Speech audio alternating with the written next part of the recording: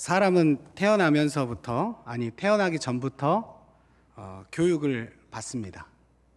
그리고 어린 시절, 그리고 소년 시절, 유소년 시절, 그리고 청년 시절, 그리고 심지어 직업 전선에 뛰어든 성인, 그리고 죽을 때까지, 노인에 이르기까지 교육은 계속됩니다. 이처럼 우리의 삶 가운데 사람과 교육은 결코 떼어놓을 수 없을 만큼 밀접한 관계가 있습니다. 그렇다면 교육이라는 것이 도대체 뭘까요? 칸트는 이런 말을 했습니다. 사람은 교육에 의하여 참 인간이 된다. 사람이 교육을 받아서 참 인간이 된다. 이렇게 말을 했습니다. 루소는 이렇게 말했습니다. 초목은 경작에 의하여, 사람은 교육에 의하여 만들어진다. 종교개혁자인 루터는 이렇게 말했습니다. 하나님의 말씀, 인생의 각 영역에 적용시켜 각기 다른 직업을 가진 모든 사람들이 생활화할 수 있도록 그 말씀을 의의 있게 하는데 그 궁극적 목적이 거기에 있다고 했습니다. 종교개혁자 역시 이렇게 교육의 목적에 대해서 기독교인의 생활로 나아가는 것이다. 이렇게 말을 했습니다. 칸트, 루소, 루터, 칼빈, 교육에 대해서 말한 것을 통해서 교육이 매우 중요하고 의미 있는 일이라는 것을 우리는 알 수 있습니다. 교육은 이렇게 참으로 중요하고 의미 있는 일이기에 세상에서만 아니라 교회에서도 끊임없이 교육이 이루어지고 있습니다. 먼저는 이렇게 중요한 교육의 자리에 지원한 우리 주일학교, 유아부, 유치부, 초등부, 청소년 공동체 교사들에게 하나님의 은혜가 충만하시길 바랍니다. 누구도 잘 알아주지도 않고 특별한 혜택이 없음에도 불구하고 교사로 헌신하신 여러분을 하나님께서 아시고 또 큰 은혜를 베풀어 주실 것입니다. 말씀을 시작하면서 한 가지 질문을 먼저 하려고 합니다. 마음속으로 답을 해보시기 바랍니다. 신앙은 전달될 수 있을까요? 먼저 질문에 대해서 답을 하기 전에 우리는 전달이라는 단어가 도대체 어떤 뜻을 가지고 있는지 알아야 합니다. 전달이라는 단어를 사전에서 찾아보면 지시, 명령, 물품 따위를 다른 사람이나 기관에 전하여 이르게 함, 이렇게 설명합니다. 이제 질문을 조금 더 쉽게 해보겠습니다. 우리가 가진 신앙이 다른 사람에게 전하여 이르게 될 수 있을까요? 아주 쉽게 대답을 할 수 있을 것 같은데 무엇인가 걸리는 부분이 있어서 아마 생각할수록 복잡해지는 것이 정상이라고 생각합니다.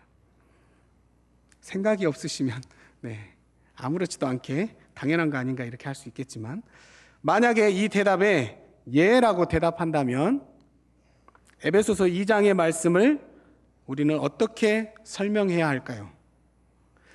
신앙이 전달되는 것이라면 우리의 믿음이 사람에 의해서 전달되는 것이 아니라 또 행위에 의한 것이 아니라 하나님의 선물이라는 말씀에 대해서 과연 우리는 어떻게 설명해야 합니까? 우리가 신앙이 전달되는 것이라면 말입니다. 반대로 아니요 라고 대답한다면, 그렇다면 성경 전체를 통해서 끊임없이 우리에게 가르치라고 말씀하시는 하나님의 말씀을 어떻게 이해해야 합니까? 도대체 전달이 된다는 겁니까? 안 된다는 겁니까? 답을 한다면 신앙은 전달될 수도 있고 그렇지 않을 수도 있습니다. 무슨 답을 들어보니까 이건 무슨 질문도 아닌데 이건 질문한 것 같은데, 신앙은 확실한 것은 전달될 수도 있고 그렇지 않을 수도 있다는 것입니다. 우리는 이 질문 안에서 중요한 것이 빠져 있다는 것을 알아야 합니다. 신앙이 전달이 되는가, 그 가능성에 대해서 말할 때 우리는 주체가 어디, 누구에 있는가를 먼저 알아야 합니다. 하나님께서 신앙 전달의 주체가 될 때 신앙은 전달될 수 있습니다. 비록 가르치는 사람이 누가 봐도 부족하더라도 하나님께서 그를 사용하시면 그를 통해서 신앙은 전달될 수 있습니다. 반대로 어디에 내놔도 인정받는 사람일지라도 하나님께서 사용하지 않는다면 그가 아무리 청산유수처럼 가르치고 하더라도 신앙은 결코 전달될 수 없습니다. 오늘날 많은 사람들이 기독교 교육, 신앙 교육에 대해서 말을 합니다. 이렇게 하면 된다, 저렇게 하면 된다, 이렇게 말을 합니다. 그리고 많은 사람들이 그들의 말을 듣고 가르침을 듣고 이렇게 저렇게 또 적용해 보기도 합니다. 하지만 기대했던 일들이 모든 경우에 일어나는 것은 아닙니다. 세상의 아이들과 별반 다를 것 없이 자라는 것을 보기도 합니다. 어떤 경우에는 더 악한 사람이 되기도 합니다. 왜 이런 일이 일어날까요? 하나님께서 가르치는 그들을 통해서 신앙을 전달하지 않으셨기 때문입니다. 신앙교육에 있어서 가장 중요한 것은 방법, 기술이 아닙니다. 그 주체가 하나님 되셔야만 합니다. 그렇다면 어떻게 하나님께서 주체가 되시는 신앙교육을 할 수 있을까요? 특별히 우리 교사 여러분, 그리고 부모 여러분, 오늘 말씀을 통해서 그 답을 찾을 수 있기를 바랍니다. 우리 오늘 함께 봉독한 본문 말씀, 사도행전 5장 42절 말씀을 다시 한번 봉독하겠습니다. 그들이 날마다 성전에 있든지 집에 있든지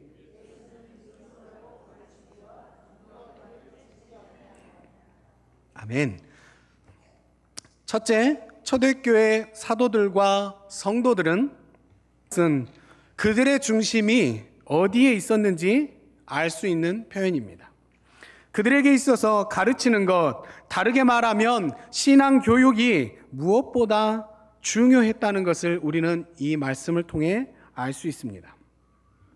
여러분들의 삶을 한번 돌아봐 주시기 바랍니다. 날마다 쉬지 않고 하는 것이 무엇입니까?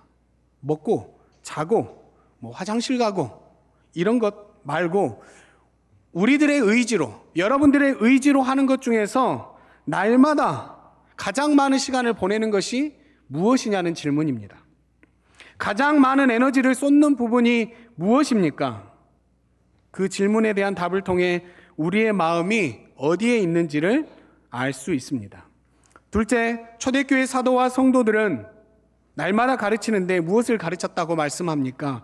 예수는 그리스도라고 가르쳤습니다. 초대교회 사도와 성도들의 모습에서 우리가 깨달아야 할 것은 그들이 날마다 가르쳤다는 그 사실, 그것만이 아닙니다. 그들이 날마다 쉬지 않고 가르친 내용이 무엇이냐?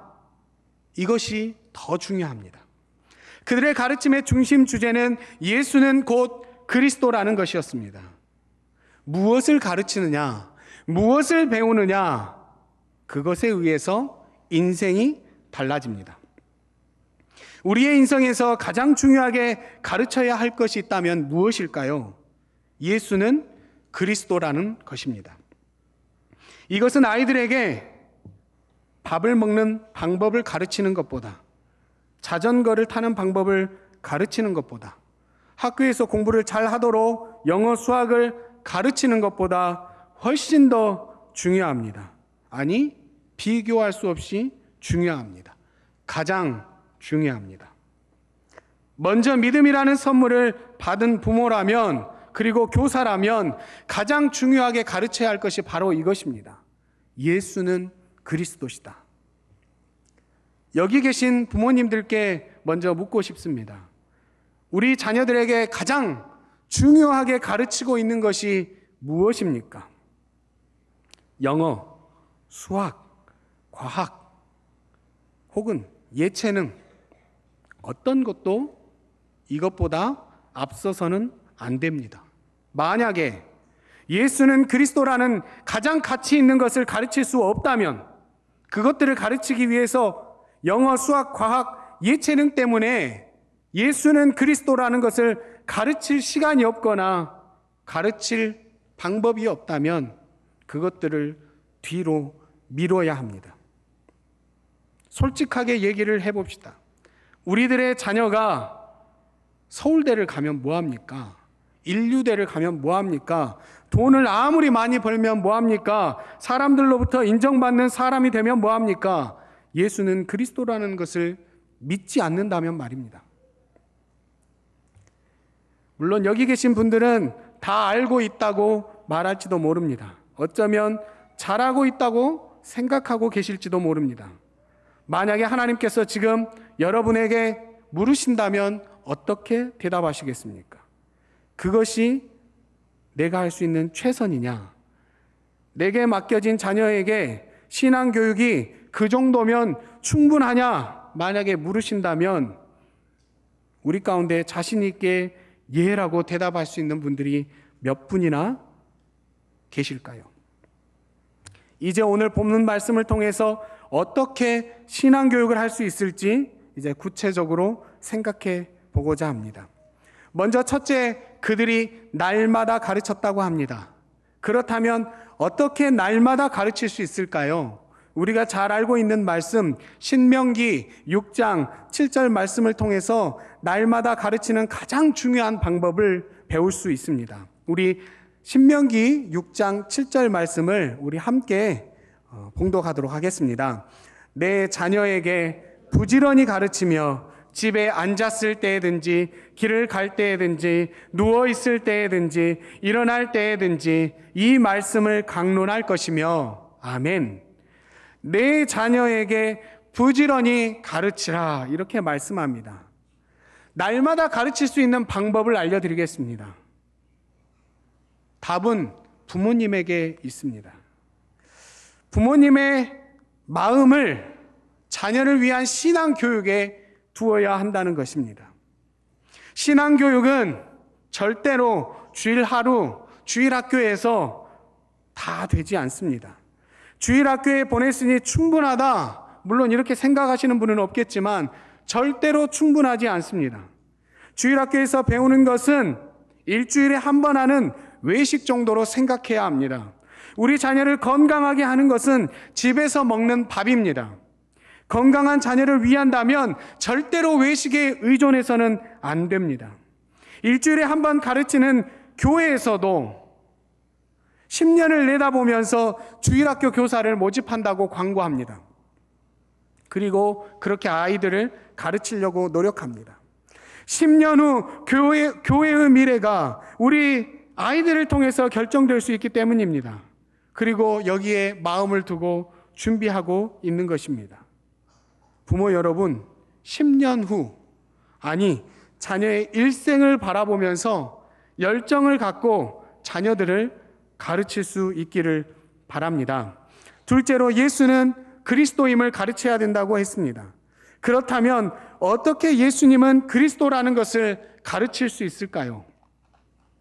아이들의 신앙에 가장 큰 영향을 주는 사람은 부모입니다. 이 사실을 부인할 수 있습니까? 지금 여러분은 누구를 가장 많이 닮았습니까? 대부분 부모님을 닮았을 겁니다. 아이들은 부모의 외모만을 담는 것이 아닙니다. 부모의 삶을 담습니다. 부모가 어떻게 사느냐가 자녀의 삶에 그대로 드러나는 것입니다. 언젠가 TV에서 보니까 어떤 부모가 매일매일 하는 얘기가 돈 얘기였다고 합니다. 그리고 지나다니면서 야, 저 아파트 사는 사람은 어떤 사람일까? 저거는 몇 평일까? 그리고 가격이 얼마일까? 땅값이 얼마일까? 그런 얘기들을 계속 했다고 합니다. 그러니까 아주 어린 아이가 어느 순간부터 아파트 베란다 창문만 보고도 저건 몇 평이고 가격이 어느 정도 되겠다. 이것을 얘기했다는 것입니다. 자녀 앞에서 여러분의 모습이 20년, 30년 후에 여러분 자녀의 모습이 될 것입니다.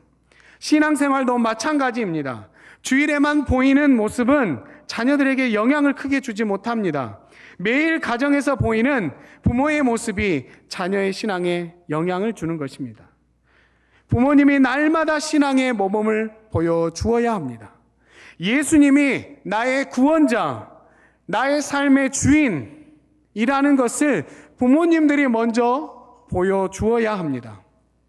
그때 예수는 그리스도시구나라는 것을 자녀들은 배우게 됩니다.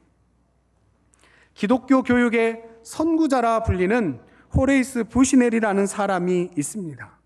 그가 한 말 중에 이런 말이 있습니다. 어린이는 그리스도인으로 자라야 하며 그 자신을 다른 어떤 존재로 알아서는 결코 안 된다. 이 말씀의 깊이를 아시겠습니까? 어린이는 그리스도인으로 자라야 합니다.